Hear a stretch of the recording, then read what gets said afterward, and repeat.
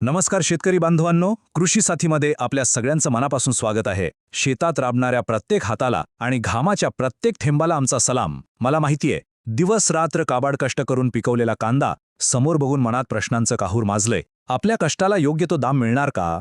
बाजारात जे काही सुरू आहे त्याचा आपल्या भविष्यावर काय परिणाम होणार? आणि या सगळ्यांमध्ये एक प्रश्न सर्वात मोठा आहे, जो आज आपल्या प्रत्येकाच्या मनात आहे. हो, बरोबर. हाच तो प्रश्न.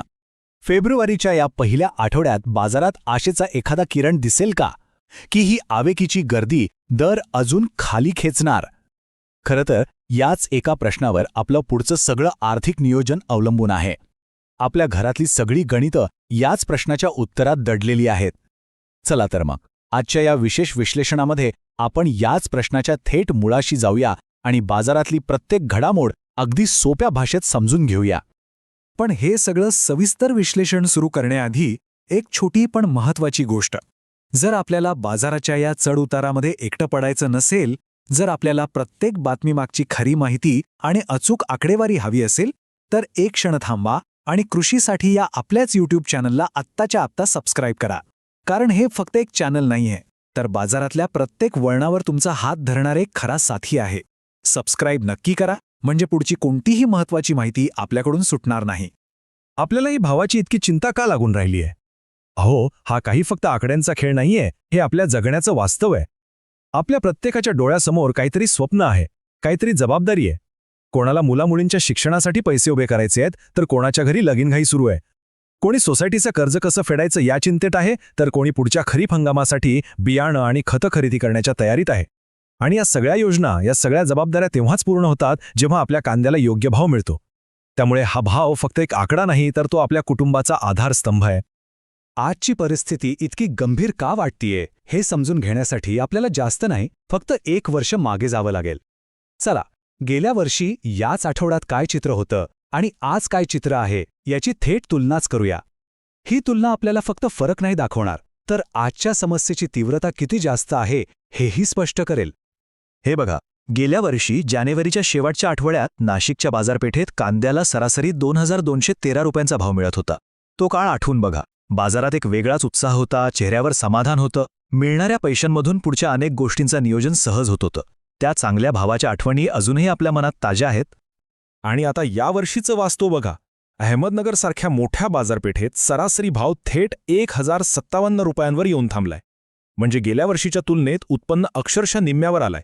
जिथे 2000ची अपेक्षा होती, तिथे आज जेमतेम 1000 रुपये मिळत आहेत. ही तफावत केवळ आकड्यांची नाहीये, तर आपल्या स्वप्नांना आणि नियोजनाला बसलेला हा एक खूप मोठा धक्का आहे. आणि ही फक्त एका बाजाराची गोष्ट नाहीये. जरा या आकडेवारीवर नजर टाका. सोलापूरमध्ये भावात तब्बल 55% घसरण झालीय. नाशिकमध्ये 44.5%, तर अहमदनगरमध्ये 47% भाव कोसळले आहेत. संपूर्ण महाराष्ट्राचा विचार केला ना, तर सरासरी 45 ते 50% कमी भाव मिळतोय. याचा सरळ अर्थ असा की शेतकऱ्याच्या खिशात येणारा पैसा अर्धा झाला आहे. हे आर्थिक नुकसान खूपच मोठं आणि खरं तर असह्य आहे. मग अचानक असं काय घडलं की भाव इतके कोसळले? यामागे एकच आणि सगळ्यात मोठं कारण आहे, ते म्हणजे बाजारात आलेला कांद्याचा महापूर. हो, एकाच वेळी इतक्या मोठ्या प्रमाणात कांदा बाजारात विक्रीसाठी आला की खरेदीदारांपेक्षा विकणारेच जास्त झाले आणि मागणी पुरवठ्याचा सगळा खेळच बिघडला. त्यामुळे दरांवर प्रचंड दबाव निर्माण झाला. या आकड्याचा आवाका जरा लक्षात घ्या. 30 जानेवारीला म्हणजे फक्त एका दिवसात संपूर्ण महाराष्ट्राच्या बाजारपेठांमध्ये तब्बल 5 लाख क्विंटल कांद्याची आवक झाली. 5 लाख क्विंटल. जरा कल्पना करून बघा. हजारो ट्रक, टेम्पो, ट्रॅक्टर एकाच दिवशी बाजार समित्यांमध्ये रांगा लावून उभे आहेत. बाजाराची यंत्रणा एवढा मोठा भार कसा सहन करणार? साहजिकच दर दबावाखाली आलेच. आणि या महापुरात सिंहाचा वाटा उचलला आहे तो नाशिक जिल्ह्याने. या चार्टकडे बघा. हे चित्र सगळं काही सांगून जाते. एकूण 5 लाख क्विंटलपैकी जवळपास 2.5 लाख क्विंटल कांदा एकट्या नाशिक जिल्ह्यातून बाजारात आला. म्हणजे राज्याच्या एकूण आवकेच्या बरोबर 50%. धक्कादायक गोष्ट म्हणजे जेवढी आवक काही आठवड्यांपूर्वी संपूर्ण महाराष्ट्रात होत होती, तेवढी आता एकटा नाशिक जिल्हा करतोय. पण ही आवक इतकी अचानक का वाढली? याच्या मागे आहे गेल्या आठवड्यात आलेल्या सलग सुट्ट्यांचं गणित. 26 जानेवारीची सुट्टी आणि त्यानंतर आलेला रविवार, यामुळे बाजार समित्या बंद होत्या. शेतकऱ्यांनी आपला माल रोखून धरला होता आणि जसा बाजार उघडला, तसा तो 2-3 दिवसांपासून थांबलेला सगळाच्या सगळा कांदा एकाच वेळी विक्रीसाठी बाहेर पडला. या अनियोजित गर्दीमुळेच बाजारात हा दबाव निर्माण झाला. आता या परिस्थितीत व्यापारी आणि बाजार विश्लेषकांना काय वाटतं हे जाणून घेणं खूप महत्त्वाचं आहे. त्यांच्या अंदाजानुसार हा प्रचंड आवकेचा जोर येत्या गुरुवार किंवा शुक्रवारपर्यंत कायम राहील. याचा अर्थ या आठवड्यातही दर दबावाखालीच राहणार. पण यात एक दिलासा देणारी गोष्ट आहे. दर 300-500 रुपये प्रति क्विंटलपर्यंत कोसळतील अशी कोणतीही शक्यता नाही.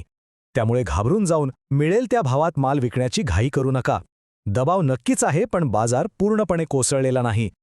चला तर मग आता आपण या विश्लेषणाच्या सगळ्यात महत्त्वाच्या टप्प्याकडे जाऊया. ॲग्रो शिवारच्या आमच्या विशेष विश्लेषण मॉडेलनुसार फेब्रुवारीच्या या पहिल्या आठवड्यात महाराष्ट्रातील कोणत्या जिल्ह्यात काय परिस्थिती राहील याचा सविस्तर आणि अचूक अंदाज घेऊया. ही माहिती आपल्याला कधी आणि कुठे आपला कांदा विकावा याचा योग्य निर्णय घेण्यासाठी नक्कीच मोलाची ठरेल. सुरुवात करूया बाजाराचं केंद्र असलेल्या नाशिक जिल्ह्यापासून. नाशिकमध्ये या आठवड्यात दर स्थिर राहण्याचा अंदाज आहे. पण आपण पाहिलं की अवकेचा महापूर इथेच आहे. त्यामुळे आठवड्याच्या सुरुवातीला दरांवर दबाव जाणवेल आणि किमतीत थोडी घटही दिसू शकते. मात्र गुरुवारनंतर चांगल्या प्रतीच्या दर्जेदार कांद्याला मागणी वाढून परिस्थितीत थोडी सुधारणा होण्याची शक्यता आहे. त्यामुळे संयम ठेवणं महत्त्वाचं ठरेल. आता अहमदनगरकडे वळूया. इथेही नाशिकप्रमाणेच अवकेचा जोर प्रचंड आहे. त्यामुळे दरांवर दबाव कायम राहणार आहे. नगरच्या बाजारपेठेत या आठवड्यात भावात वाढ होण्याची शक्यता खूप कमी आहे. उलट दर स्थिर राहतील किंवा त्यात किंचित घट होण्याची शक्यता जास्त दिसतेय. त्यामुळे नगर जिल्ह्यातील शेतकरी बांधवांनी बाजाराचा रोजचा कल पाहूनच विक्रीचा निर्णय घ्यावा. पुणे जिल्ह्यातील बाजारपेठेची कहाणी थोडी वेगळी आहे. इथे परिस्थिती बऱ्यापैकी स्थिर राहण्याची शक्यता आहे. नाशिक किंवा नगरसारखा प्रचंड दबाव इथे अपेक्षित नाही. त्यामुळे फार मोठे चढ उतार दिसणार नाहीत. दर स्थिर राहतील आणि जर सुधारणा झालीच तर ती अगदी थोडी असेल. एकंदरीत पुण्याचा बाजार या आठवड्यात शांत राहील. आता पाहूया कोल्हापूर आणि साताऱ्याची स्थिती. या दोन्ही जिल्ह्यामध्ये बाजार संतुलित राहण्याचा अंदाज आहे. म्हणजे मागच्या आठवड्यात जे दर होते साधारण तेच या आठवड्यातही कायम राहण्याची शक्यता आहे. इथे फार मोठी वाढ किंवा घट अपेक्षित नाही. एक महत्त्वाची गोष्ट म्हणजे चांगल्या दर्जाच्या आणि टिकवणूक क्षमता असलेल्या मालाला इथे चांगला भाव मिळू शकतो. मात्र सोलापूर आणि छत्रपती संभाजीनगरसाठी अंदाज थोडा चिंताजनक आणि नकारात्मक आहे. या दोन्ही जिल्ह्यांमध्ये आवकेचा जोर कायम असल्यामुळे किमतींवरचा दबाव आणखी वाढू शकतो. इथे दर कमी राहतील आणि त्यात आणखी थोडी घट होण्याची शक्यता नाकारता येत नाही. त्यामुळे या भागातल्या शेतकऱ्यांनी विशेष सावधगिरी बाळगून निर्णय घेणं गरजेचं आहे. या नकारात्मक वातावरणात काही जिल्ह्यांमधनं आशेचा किरण दिसतोय. नागपूर आणि धाराशिव या जिल्ह्यांमध्ये मात्र भावात वाढ होण्याची अपेक्षा आहे.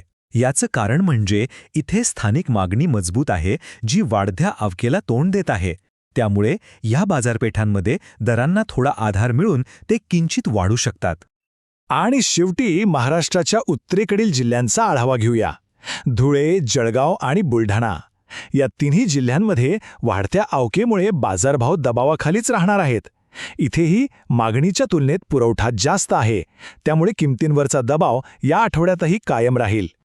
चला, या संपूर्ण जिल्हानिहाय विश्लेषणाचा सारांश या एका तक्त्यामध्ये पाहूया. हा आहे या आठवड्याचा आपला मार्केट मॅप. यावर स्पष्ट दिसतंय की नाशिक, नागपूर आणि धाराशिवमध्ये परिस्थिती स्थिर राहून किंचित वाढीची शक्यता आहे. पुणे, सातारा, कोल्हापूरमध्ये बाजार संतुलित राहील, तर अहमदनगर, सोलापूर आणि उत्तरेकडील जिल्ह्यांमध्ये दरांवर दबाव कायम असेल. तर मग या सगळ्या विश्लेषणातून आपण काय शिकलो पाहिजे? या आठवड्यात आपली रणनीती काय असायला हवी? आता आपण अंतिम टप्प्यात आलो आहोत, जिथे आपण केवळ समस्येबद्दल नाही तर त्यावरील उपायाबद्दल आणि भविष्याबद्दल बोलणार आहोत. हा आठवडा दबावाचा जरी असला तरी तो संयमाचा आणि धोरणात्मक विचारांचा आहे. 4 सर्वात महत्त्वाचे मुद्दे लक्षात ठेवा. 1. बाजारावर आलेला हा दबाव सुट्ट्यांमुळे झालेल्या आवकेच्या गर्दीमुळे आहे, तो तात्पुरता आहे. 2. घाबरून मिळेल त्या भावात कांदा विकू नका, कारण भाव 300-500 रुपयांपर्यंत कोसळणार नाहीत. 3. विश्लेषकांच्या मते ही आवक कमी होताच पुढच्या आठवड्यात परिस्थितीत सुधारणा होण्याची दाट शक्यता आहे. आणि 4. हा आठवडा बाजाराची परीक्षा पाहणारा आहे. या आठवड्यात बाजार कसा स्थिर होतो यावरच पुढच्या आठवड्याची तेजी अवलंबून असेल. आणि शेवटी एक गोष्ट मनात पक्की ठेवा. वाईट दिवस येतात पण ते कायम राहत नाहीत, ते निघून जातात. आज बाजारात दबाव आहे, पण हा काळही निघून जाईल. भाववाढीचा काळ नक्कीच येणार आहे आणि तो फार दूर नाही. फक्त थोडा धीर धरा, संयम ठेवा आणि योग्य वेळेची वाट पहा. नकारात्मक विचारांना दूर ठेवा, आशा सोडू नका. पुढच्या आठवड्यात बाजारात नेमकी कधी आणि कशी सुधारणा होईल, कोणता दिवस विकण्यासाठी फायद्याचा ठरेल, या सगळ्या प्रश्नांची अचूक आणि सविस्तर उत्तरं आम्ही पुढच्या विश्लेषणामध्ये तुमच्यासाठी घेऊन येऊ. ती माहिती तुमच्यापर्यंत वेळेवर पोहोचावी यासाठी कृषी साथी या आपल्या यूट्यूब चॅनलला सबस्क्राईब करायला अजिबात विसरू नका. आम्ही तुमच्या सोबत आहोत. जोडलेले रहा. धन्यवाद.